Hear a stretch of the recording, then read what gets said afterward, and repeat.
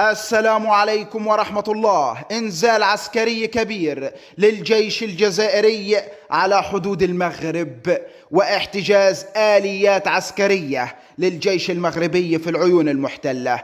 بوم، مفاجآت مدوية. سنتعرف على كل تفاصيل في هذا الفيديو، ولكن عزيزي المتابع لا تنسى دعم هذا المقطع بلايك والاشتراك في القناة. إنزال عسكري كبير للجيش الجزائري على الحدود المغربية واحتجاز آليات عسكرية تابعة للجيش المغربي في العيون بالصحراء الغربية.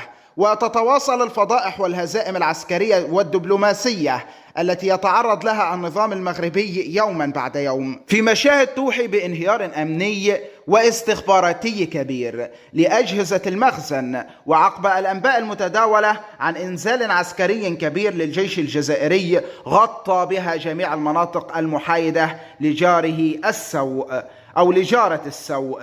يواصل إخواننا في الصحراء الغربية نضالهم العسكري والسياسي والدبلوماسي ضد جيش الاحتلال المغربي إلى غاية إخراجه من الصحراء الغربية. وانتفض الصحراويون بالعيون المحتلة في وجه أجهزة الأمن المغربي أسفرت عن احتجاز آلياتها العسكرية والأمنية. ورفض المغرب تقديم أي توضيحات للرأي العام الدولي عما يحدث داخل الأراضي الصحراوية بعد سقوط آليات عسكرية في يد الصحراويين. وعقب الهروب الجماعي من المغرب نحو مدينة سبتة الإسبانية، حيث رفضت حكومة أخنوش تقديم أي توضيحات للرأي العام الدولي عن تفاصيل ما يحدث في المغرب.